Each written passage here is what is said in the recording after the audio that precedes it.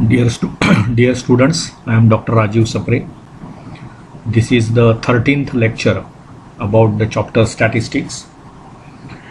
This is part of video lecture series about SSC mathematics. I appeal all of you to subscribe my channel Maths Made Easy and take advantage of all these lectures.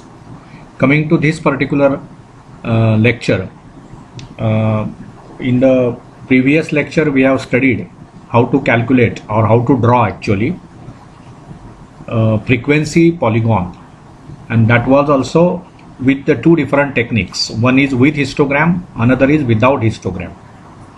So we have studied frequency polygon. Okay, and two methods, with histogram and without histogram. So it is very simple, and I explained it with the help of the material in your book. Okay, so that is one way by which pictorially you can represent statistical data, grouped frequency table when you have. Now we are going to study a new concept called pie diagram. Pie diagram. Pie means what? It is 1 paise. So it is a circle that we are drawing, and with the help of what we can say different angles we will draw in that, and those angles will tell you the topic. Okay, see here, in the previous standards we have seen following figures in geography. म्हणजे तुम्ही असा figure शिकलात की proportion of constituents of the air, मग 78% nitrogen असतो, 21% oxygen असतो आणि 1% हे इतर गॅसेस असतात, असं आपण शिकलेले आहात. किंवा पाण्याचा आणि जमिनीचा जर विषय घेतला तर जगामध्ये 71% पाणी आहे आणि 29% ही जमीन आहे. हे आपण ग्राफिकली दाखवतो, म्हणजे एक सर्कल काढतो आणि त्या सर्कलमध्ये हा जो पोर्शन आहे, दिस इज अ 71% पोर्शन आणि दिस इज 29. तर this represents you proportion of land and water, this represents you proportion of constituents of the air. Okay, in pie diagram, ह्यांना पई डायग्राम्स म्हणतात. The numerical data is shown in a circle. Different components of the data are shown by proportional sectors of the circle. आपण यापूर्वी mensuration chapter जो शिकला त्याच्यामध्ये sectors वगैरे हे concept शिकलेले आहात. तर ते सेक्टर आपण इथे आता बघा, हा OAXB हा सेक्टर आहे. तर इथे जो केंद्रीय कोन आहे म्हणजे सेंट्रल अँगल जो आहे, या AXB या आर्कने केलेला अँगल, त्याला आपण सेंट्रल अँगल म्हणतो. तर सेंट्रल अँगल वेगवेगळे आपण करत जातो आणि त्याच्यामधून पई डायग्राम तयार होते. ठीक आहे, तर आता इथे बघा पई डायग्राम वाचायची कशी. तर following example illustrates how pie chart gives information in a glance. See 120 students of the standard 10 were asked which game they like.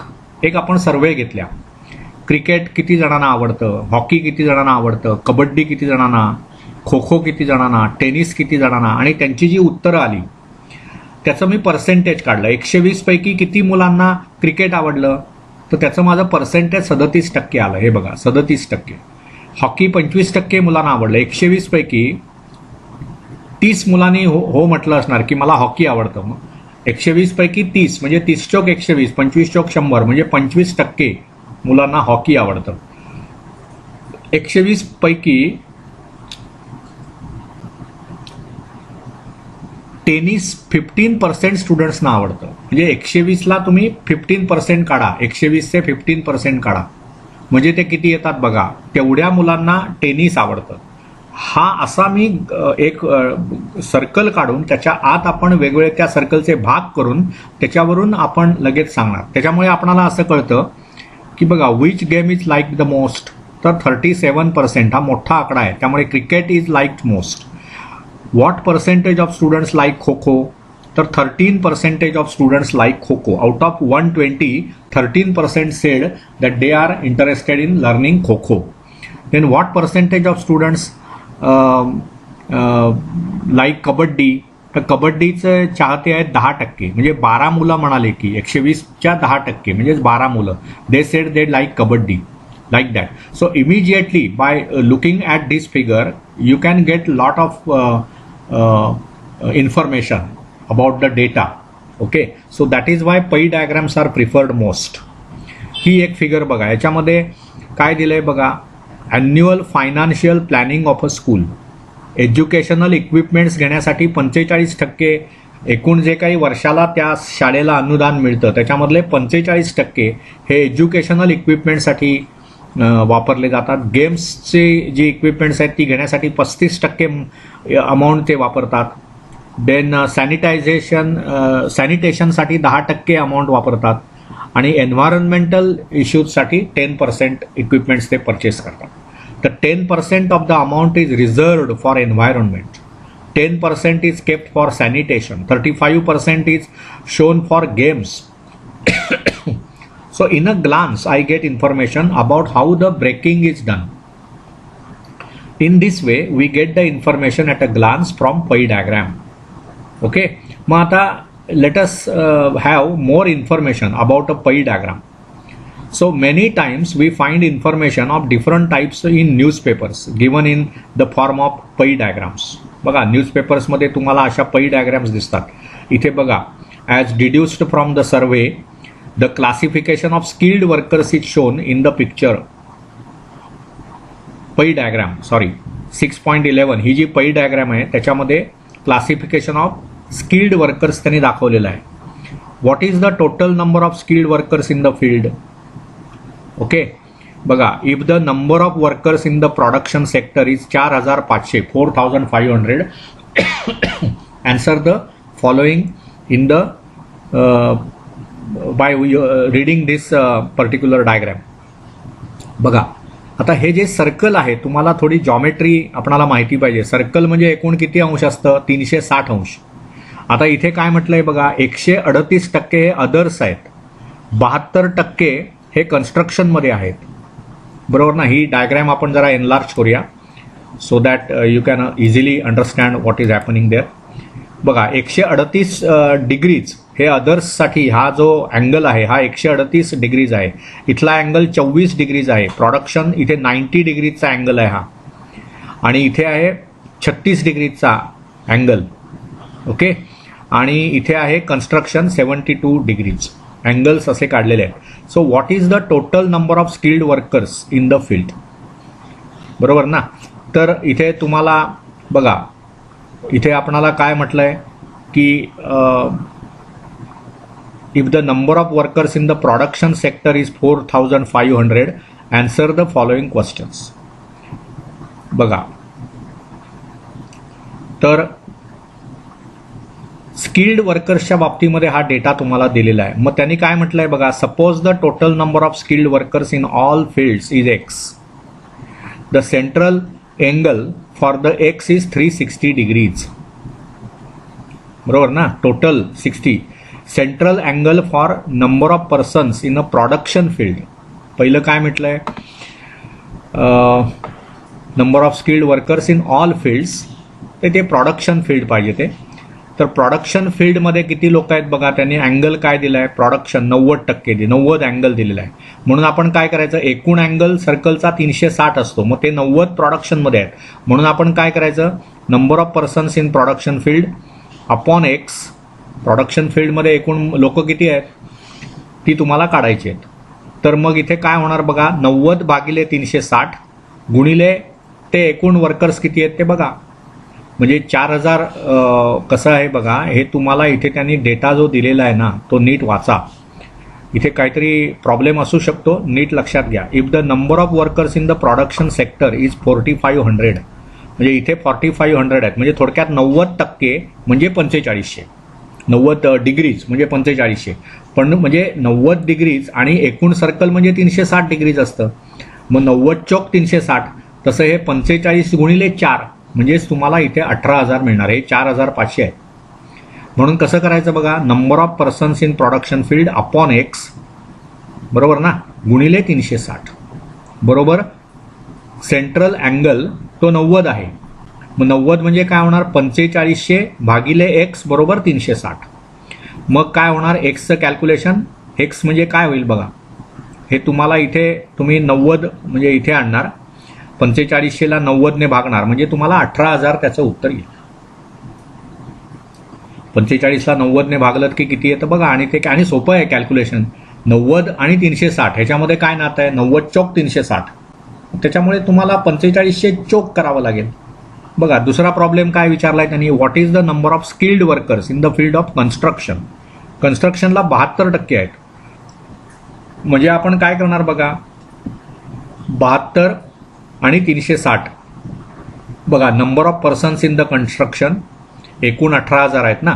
मग 72 भागिले, म्हणजे इथे कसं होतं बघा, 72 पंचा 360.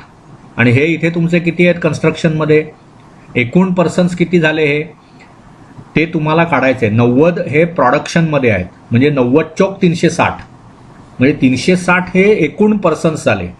मग प्रोडक्शनमध्ये किती आहेत असं त्यांनी दिलंय तुम्हाला. प्रोडक्शन सेक्टरमध्ये 45 आहेत, म्हणजे ह्या भागामध्ये 4500 वर्कर्स आहेत. मग त्याची चौपट करायची म्हणजे 360 होणार ना. 90 डिग्रीच्या 4 पट म्हणजे 360. म्हणजे इथून तुम्हाला काय माहिती मिळाली आपणाला की एकूण वर्कर्स तिथे किती आहेत, तर 18,000. आता त्यांनी तुम्हाला विचारलंय की कन्स्ट्रक्शनमध्ये किती लोक आहेत त्यातली. मग त्याच्यासाठी काय करणार बघा, इथे तुम्हाला डायग्राममध्ये दिसतंय की कन्स्ट्रक्शन म्हणजे 72% आहे, म्हणजे 72% भागिले 360, बरोबर ना. हे वर्कर्स जे आहेत ना, 72 भागिले 360, 360 म्हणजे काय झालं, हे 1/5 झालं. म्हणजे एकूण पर्सन्स जे आहेत, एकूण पर्सन्स म्हणजे हे 360, हे एकूण पर्सन 18,000 आहेत ना इथे, आपण मगाशीच काढलंय ते. मग 18,000ला मी 1/5ने मल्टिप्लाय करणार, म्हणजे किती होणार बघा, 36 पंचा 180, म्हणजे 3,600. बघा असं होतंय का तिथे, उत्तर काय आहे बघा त्यांचं, 3,600. Number of persons in the construction भागिले 18,000 गुणिले, बघा आता इथे जर तुम्ही नीट हे आपण काय करूया, आपण हे मिनिमाइज करूया जरा. बघा number of persons in the construction मला कॅल्क्युलेट करायचे. एकूण पर्सन्स किती आहेत एकूण त्या प्रोडक्शन फील्डमध्ये, 18,000. मग त्याला 360ने गुणलं की मला 72 मिळणार. म्हणजेच काय झालं थोडक्यात की 72 भागिले 360 गुणिले 18,000. बघा 72 भागिले 360 गुणिले 18,000. पुढे काय विचारलंय बघा त्यांनी, how many skilled workers are in agriculture. Agriculture हा जो सेक्टर इथे दाखवलेला आहे त्यांनी, त्याच्यामध्ये 24% लोक आहेत. म्हणजे त्याचा जो सेंट्रल अँगल आहे तो 24 आहे. म्हणजे मी कसं करणार, ॲग्रिकल्चरच्या बाबतीतलं जर मला कॅल्क्युलेशन करायचं असेल तर मला असं माहिती आहे की टोटल वर्कर्स तिथे 18,000 आहेत. मग 18,000च्या 24% मला काढायचं आहे. 24 डिग्रीज आहेत ॲक्च्युअली, 24% नव्हे ते, पण 24 डिग्रीज हा सेंट्रल अँगल आहे. एकूण अँगल काय होणार, 24 डिग्रीज भागिले एकूण अँगल झाला 360 डिग्रीज. हा जो रेशो आहे तो इथे कशाचा असणार, तर ॲग्रिकल्चरमधली माणसं म्हणजे एक्स भागिले 18,000. एकूण माणसं 18,000 आहेत तिथे. त्यामुळे काय होणार, एक्स म्हणजे 24 गुणिले 18,000 भागिले 360. बघा हे 24 गुणिले 18,000 म्हणजे हे 2 शून्य, सॉरी 18,000 आहेत हे, sorry 18,000. I will erase this, म्हणजे हे 1 शून्य जाईल.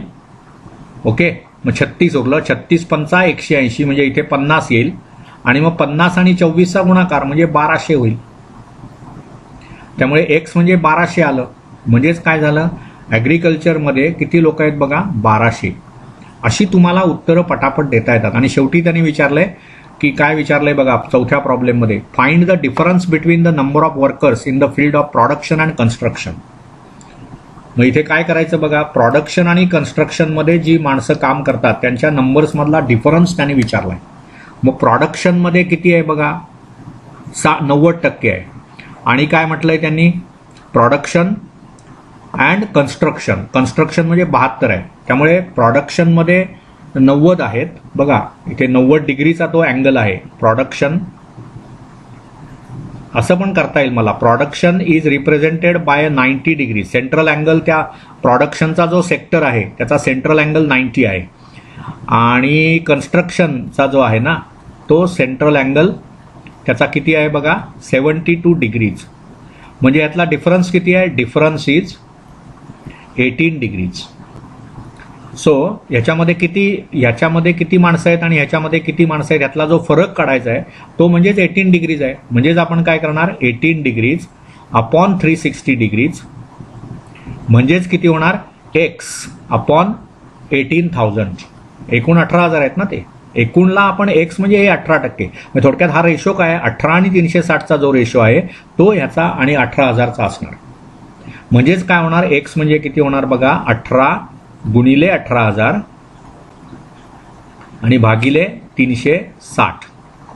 मग इथे पण तसंच, हा एक तुमचा शून्य जाईल, 36 पंचा 180 म्हणजे हे 50 झाले आणि 18 गुणिले 50 म्हणजे 900 झालं. सो त्यातला जो डिफरन्स आहे ना, तो जर तुम्हाला कॅल्क्युलेट करायला सांगितलेला असेल तर तो डिफरन्स 900 आहे. बघा त्यांनी कसं छान लिहिलं आहे, द डिफरन्स बिटवीन अँगल्स, तेच आपण लिहिलं आहे 90% 90 डिग्रीज 72 डिग्रीज, त्यामुळे डिफरन्स त्यांनी काढला 18 degrees. The difference between the central angles is equal to the difference between workers in the field upon total number of skilled workers. मग ते जे काय difference between the workers in the field आपण X मानलं, म्हणून X upon 18,000 total number of skilled workers गुणिले 360, हेच आपलं इथे कॅल्क्युलेशन आलं आहे अँड दॅट इज 900. त्यामुळे अगदी सोपा इश्यू आहे हा. आणि pie diagram is a very powerful tool to measure the or to get the meaningful information from the given data. आता बघा इथे लेट अस रिमेंबर मध्ये काय म्हटलंय, every component of the data is shown by a sector. वर्तुळामध्ये आपण एक वर्तुळ काढणार आधी आणि जी काही इन्फॉर्मेशन आहे ती अँगल्समध्ये रूपांतरित करणार, कारण एकूण वर्तुळ म्हणजे 360 अंशाचा कोन. मग त्या पर्टिक्युलर व्हॅल्यूसाठी करस्पॉन्डिंग सेक्टरचा अँगल काय असेल बघा, the measure of the central angle of the sector is in proportion with the number of scores in that component. The measure of the central angle कसं काढायचं बघा, number of scores in the component upon total number of scores गुणिले 360. C हे गुणिले आहे ना, हे नुसतं 3 दिसतंय तुम्हाला तिथे, ते actually it is equal to 360 degrees. हा मुद्दा त्यातला लक्षात ठेवा. कसं कॅल्क्युलेट करायचं हे आपल्याला आधी नीट कळलं पाहिजे. इंटू 360 आहे ते, समजलं ना, into 360. So that is to be remembered. बघा, a circle of a suitable radius should be drawn. Method बघा त्याची, divide the circle in sectors such that measure of the central angle of each sector is proportional to the number of squares in its corresponding component in the data. This is the method. बघा, to draw the pie diagram काय काय step दिल्या आहेत बघा. C असे प्रश्न आपल्याला 10वीच्या पेपरांमध्ये नसतात की what is the method, describe the method to draw the pie diagram. But if you do not know this method you are not able to draw pie diagram. So you must understand all these methods properly. 10वीचा अभ्यास करताना जॉमेट्रीमध्ये किंवा वेगवेगळ्या procedures जी आहेत, आता quadratic equation घेतलं तर what is the method to factorise the quadratic equation, what is the method to find the solution of the simultaneous equations in one variables.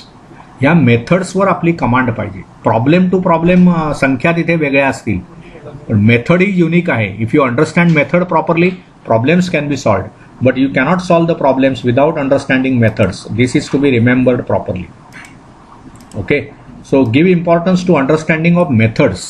मग इथे बघा काय मेथड दिलेली आहे बघा. पहिलं, we have seen how to read a pie diagram. Now let us learn how to draw that pie diagram. बघा मग काय प्रोसिजर आहे. To draw a pie diagram the whole circle is divided into sectors proportional to the components of the data. The measure of the central angle of each sector is found in the following formula. काय होतो तो measure बघा. Measure of the central angle of that sector is number of scores in the components upon total number of scores into 360. बघा त्या particular, आता समजा तुम्हाला मगाचे ते एक्झाम्पल होतं ना, कबड्डी खेळणारे किती, खो खो खेळणारे किती, क्रिकेट खेळणारे किती, फुटबॉल खेळणारे वगैरे वगैरे, असा जो काही डेटा तुम्हाला दिलेला असेल तो समजा 120 पैकी 120 विद्यार्थी तिथे आहेत समजा, असं तुम्हाला दिलेलं आहे की totally there are say 120 students. Total students are 120. Okay, आणि त्याचं बायफर्केशन असं दिलेलं आहे की 30 of them like kabaddi, they will prefer kabaddi as their game. Then suppose what 40 students like say cricket. Okay, then say 20 students like say football. म्हणजे हे किती झाले 40 आणि 30 70 आणि 20 90 झाले आणि उरलेले 30 जे आहेत ते समजा टेनिस त्यांना खेळायला आवडेल.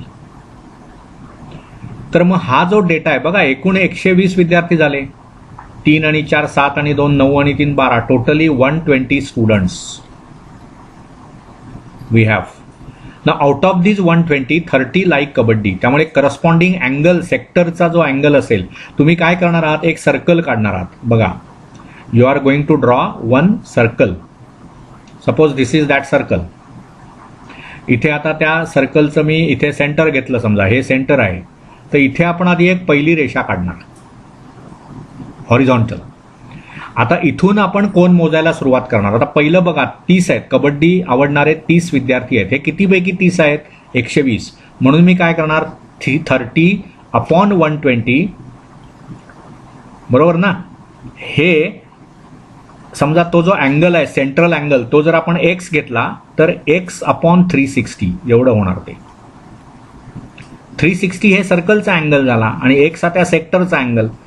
सो 120 विद्यार्थी म्हणजेच हे 360 डिग्रीज. आता मग इथे एक्स डिग्रीज मला कसं काढता येणार, एक्स डिग्रीज विल बी काय होणार बघा, हे तुम्ही इकडे क्रॉस मल्टिप्लाय करणार, 360 डिग्रीज गुणिले 30 भागिले 120. म्हणजे आता हे डिग्रीज नाही म्हणायचं आपण, नुसतं 360. म्हणजे किती होणार, 120 त्रिक 360 आणि 30 त्रिक 90. म्हणून 90 अंशाचा कोन मी काढणार. बघा इथे 90 अंशाचा कोन मी काढणार. दिस विल रिप्रेझेंट, हा जो अँगल आहे ना, हा जो सेक्टर आहे, दिस विल रिप्रेझेंट कबड्डी. ठीक आहे, असं हे सर्व काम करायचंय तुम्हाला. आता क्रिकेट 40 म्हटलंय, म्हणजे इथे मी 40 घेणार. 40/120 बरोबर x/360. फॉर्म्युला बघा त्यांनी काय दिलंय, number of scores in the components. म्हणजेच आता इथे जर करस्पॉन्डिंग टू 40 जर मला करायचं असेल तर 40 आहे. टोटल नंबर ऑफ स्टुडंट्सने डिवाइड करायचं 120 आणि त्याला 360ने गुणायचं. म्हणजे हे किती होणार, 40 त्रिक 120 आणि 3 आणि हे 360, म्हणजे इथे 120 अंशाचा कोन येणार. मग इथे तुम्हाला आता इथे तुम्ही कोनमापक ठेवायचा आणि 120 अंशाचा कोन म्हणजे हा असा काहीतरी येईल. म्हणजे हा जो भाग आहे दॅट विल डिनोट क्रिकेट. त्याच्यानंतर फुटबॉल 20 आहे. मग काय करणार आपण, बघा इथे formula, number of scores in the component. त्या कंपोनंटमध्ये स्कोअर काय आहे 20, एकूण मुलं किती आहेत 120 गुणिले 360 करायचं. म्हणजे किती होणार, 20/120 आणि 360 भागिले 6 म्हणजे 60. मग आता इथे तुमचा कोन मापक ठेवायचा आणि 60 अंशाचा कोन करायचा, बरोबर ना. हा असा समजा तो 60 अंशाचा कोन झाला, तर हे उरलेलं पुन्हा 90 होणार. ते मोजायला नको. हा इथे 60 अंशाचा कोन, हा इथे तुमचा होता 120 अंशाचा कोन, हा इथे होता 90 अंशाचा कोन. म्हणजे 120 आणि 90 आधी किती झाले 210 आणि हे 60 म्हणजे किती झाले 270. म्हणजे उरलेला 90 अंशाचा असणारच. आणि तेच पुन्हा 30 असल्यामुळे जसं कबड्डीच्या बाबतीत 90 अंशाचा कोन आला तसा इथे 90 अंशाचाच कोन येणार. सो ही जी पै डायग्राम झाली. मग त्याच्यामध्ये इथे आपण लिहायचं 60 म्हणजे फुटबॉल ना, त्यामुळे इथे FB लिहा फुटबॉल आणि इथे लिहा टेनिस. सो दिस इज पै diagram ready. So very simple technique. आपणाला फक्त काय करावं लागेल, सेक्टरचा अँगल, करस्पॉन्डिंग सेक्टर जे काढणार तुम्ही त्याचा अँगल किती असणार ते काढावं लागेल. So that is how we draw pie diagrams. Okay, so in the next lecture we will wind up this topic statistics and all the problems. We will again discuss everything that we have learned there. Okay, thank you. I appeal again that you subscribe my channel Maths Made Easy by Dr. Rajiv Sapre and take advantage of all these lectures. Also you can put your suggestions, your remarks about all these lectures. Thank you.